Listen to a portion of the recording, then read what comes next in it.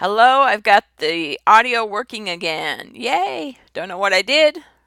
My son came through the door and it started working. So, yeah.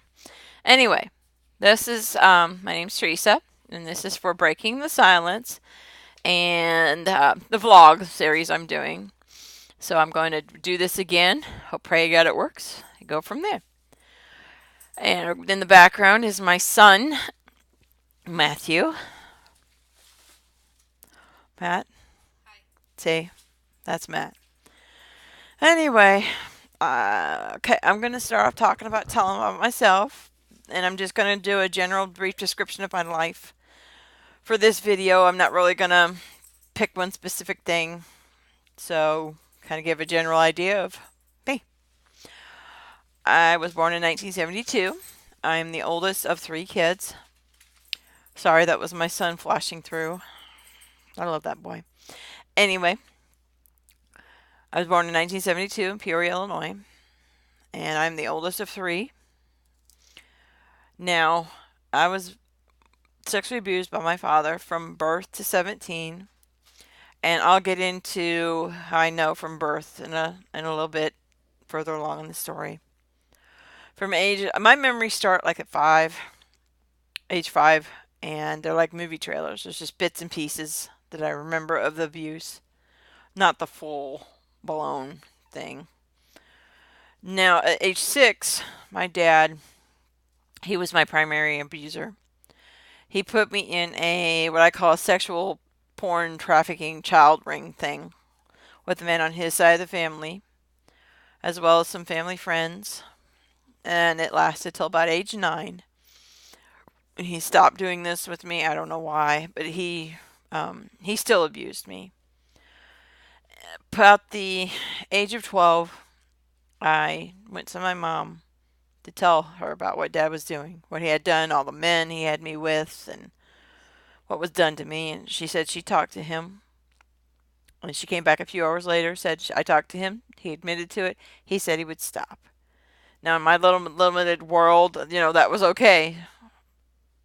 I didn't know any better. So, a couple of weeks would go by and Dad would start in again. Now, go back a little bit. In 1984, my 9-year-old brother was hit and killed by a car. And that sent my mom down a path of prescription drug abuse. Dad would push the pills down her, and they had a doctor all too happy to prescribe anything and everything that would make my mom a zombie. So that just opened the whole floodgates for Dad to get at me more anytime he wanted. Now, I would go back to my mom, tell her Dad's doing it again. She'd say she'd talk to him and stop it. And this just became a cycle that eventually it got to the point my dad would mock me and laugh at me. He'd tell me, go tell your mom. Go tell your mom. And he knew she wouldn't do anything. And he'd use it to mock me. He said, go tell your aunt or your cousins on his side of the family. They knew what Dad was doing to me. And he knew they wouldn't do anything. And he'd mock and make fun of me. Now, at 17, I finally had the courage to turn my dad in. I went to a high school counselor and turned Dad in. They called Mom in, and she was just a robot. She was so no emotions, nothing, just absolutely nothing in her eyes. They asked her if my accusations were true, and she said yes. So they went to call the cops, and Mom just looked at me like it was the first time she'd heard this. She looked at me and she said, "Why didn't you come to me? I could have stopped it." And I just looked at her and I said, "Mom, I've been coming to you since I was 12 and you haven't been able to stop it." And she just stood there, or well, she actually sat there, just a blank look on her face. No sympathy, no empathy, no guilt, nothing from her. In the sadness of the life that she knew. Well, something popped into my head to ask my mom. I asked her, I said, when did you know Dad started abusing me? And she just nonchalantly, no hesitation, no emotion with it. She said when I was 3 months old, she caught him on me. So I was screaming bloody murder. And she called a psychiatrist anonymously to see about getting dad help. She was told dad would go to prison and I would get taken away. She hung up the phone. And that's how I knew that dad had molested me, raped me, whatever you want to call it, from birth to the time I turned him in. Now, you would think the law would persecute him to the fullest. That I would get taken away and put in a healthy atmosphere to get severe counseling, to get all kinds of support, love, but I didn't. I was left out in the cold. I was thrown to wolves. I got no help. The law slapped my dad on the wrist with 6 months work probation. He got to come home after work on Fridays and then had to be back at the county jail at 9 p.m. for the first 3 months. Then the next 3 months he got to come home on weekends. There was no supervision at any of this time, none whatsoever. The sexual abuse stopped, but the mental and emotional abuse from my dad's side of the family, from my mom and dad, was just immense. I was evil. I was no good. I should have died. I should have killed myself. I ruined my dad's life. I ruined my mom's life. I should have kept quiet. They supported my dad. They hugged him. They gave him that I love you and care and concern, yet looking at me like I was the plague. After I got out about what dad did in high school, I was a senior when I turned him in. I became the high school whore.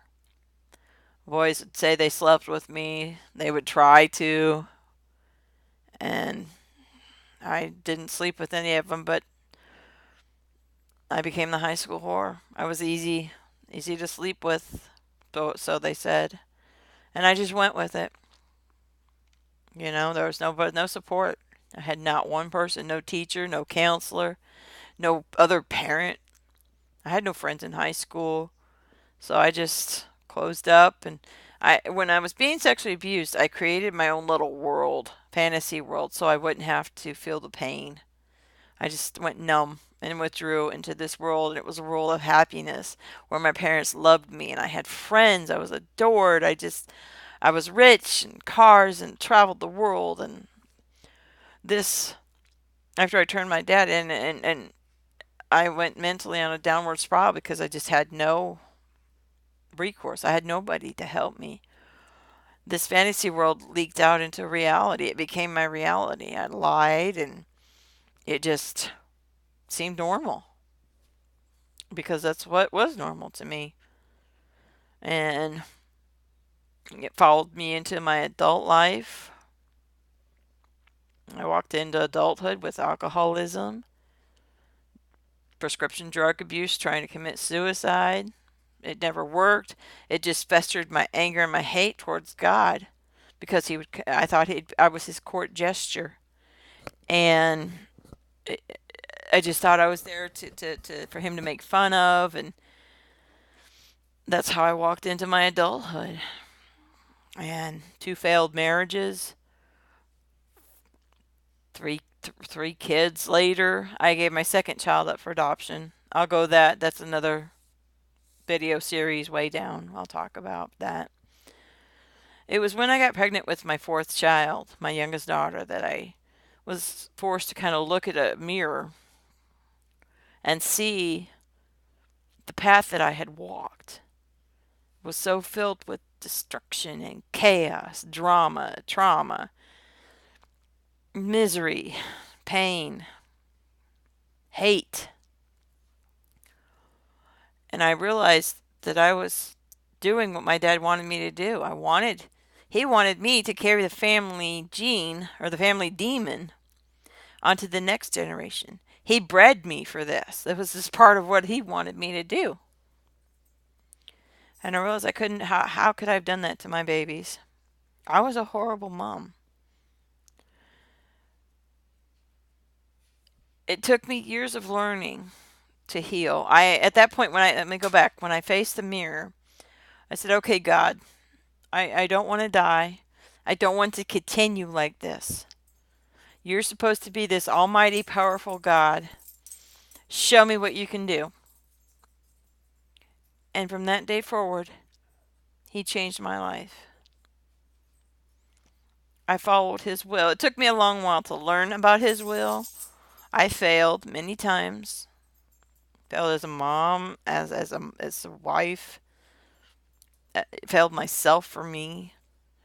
And I learned that God put people in my life to show me how to find who I was, how to love myself, how to learn to love my kids, how to learn to love people. Now, the road wasn't easy. I fell many times. I learned lessons, gained wisdom, knowledge, and just kept growing and growing and growing in God and His will for me. I ended up divorced. I did fail my older three kids. I did the best I could with what I had. Even in adulthood, their adulthood, I screwed up.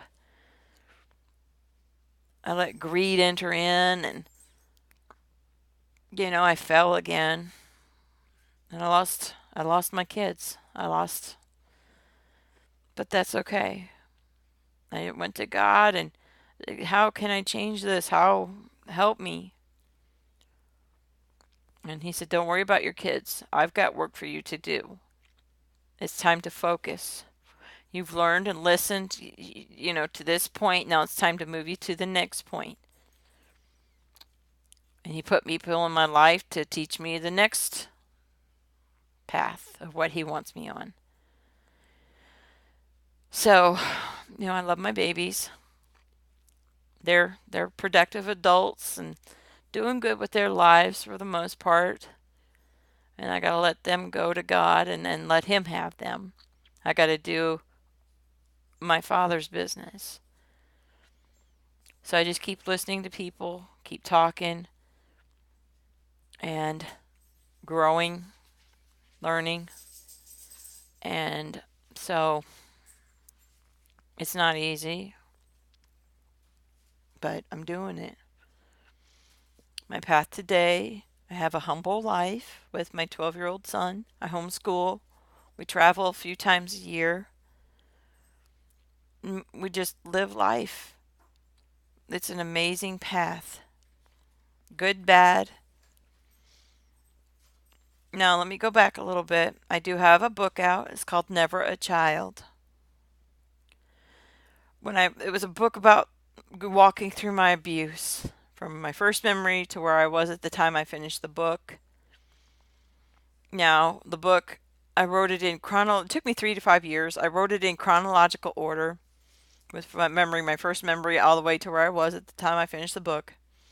I went back and wrote down more memories that popped up, and I wrote down the feelings. I wanted the reader to grasp what it felt like, the pain and the fear, the hell it is to be a sex abuse victim. And I did that, and I published the book. But before I published the book, my dad's side of the family, who still hates me to this day, at this time, they called, threatened me, trying to use fear to keep me quiet. They even conjured up one of my abusers. I don't know if he was a family or a friend, but he reached out to me on Facebook, threatening me that he still had pictures of me when I was a child, thinking that fear would stop me from publishing my book. And what they did was they only made me louder. So I published my book. Let them threaten me. They can't do nothing to me. Let them threaten. They can't squash my voice anymore. Fear doesn't control my path anymore. The more they threaten, the more I'm ready. I grab a microphone, or not a microphone, well, a microphone or a megaphone, anything that accentuates my voice even louder and louder and louder. Top of on a rooftop, at a courthouse, at in the middle of a courtyard somewhere, I don't care. I will use my voice to speak up for sexual abuse victims. And I will tell what happened to me, and I'll keep telling what happened to me, and I'm going to keep telling how I came through to live where I am now, because that's part of my purpose. Part of my purpose is to shine the light of truth on others that are still under that veil of darkness. There's so many people like me out there in various stages of healing to come, and we come together and share out this bright light that it's okay to come heal. It's okay to come to learn to live a life after abuse. I'm writing my second book, and it's an amazing journey through this. I'm having so much fun. I want it to be an empowerment for victims or survivors, either or, to just be like, wow.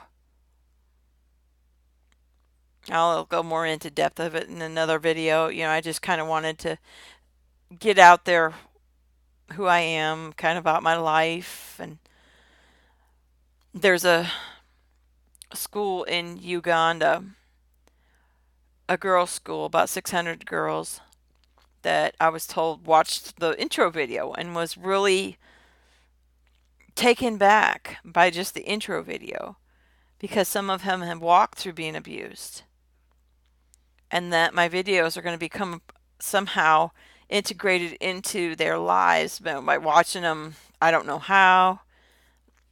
I'm very good friends with the teacher there. He's an amazing man. And I'm so thankful he showed the first video to these girls. They mean a lot to me. And I'm going to be reaching out to them, video chatting with them, and just wow. My book is getting out there, my story. It reached a women's prison down south, and it's helping women that are so troubled to learn that they don't have to live that way. And I'm anxious to see how these women's stories, how their paths are after they get out of prison, what they do with their lives. It's just so amazing. God saved me. I'm glad I turned. I threw that demon that my father put in me, or put with me, and I threw him back at hell. And I started walking the will of God. It's not a bed of roses. It's not easy. There's good, there's bad, there's ugly. It's all how you deal with it. The wisdom and the knowledge are the rewards. It's just an amazing path. In later videos, I'll pick a specific point in time in life. Sorry, my nose itches. And talk about it and be more just about that. This video was just kind of a broad spectrum about my life, where I'm at, what I'm doing now. And yes, I know my hair looks all funky. So the headphones, yeah. And my little nosy ring. I love it. So, I'm real. I'm not going to sugarcoat nothing. I'm not about that. I'm about truth. So, that's where I'm kind of at. I pray this video reaches out to those still in darkness. I want you to let you know that there's love, there's light, there's truth, there's healing. There is life after abuse. There's tools you can learn to deal with things in life, or things that come at you in life. And I'll go into that in later videos. I pray this audio is working. It's an amazing adventure. Thank you for watching. Please subscribe and share this channel out. I want it to go viral. I want to reach every dark crevice and shine the light of truth to help those who are hurting. Alrighty, guys. Thank you for watching. I love you. Bye.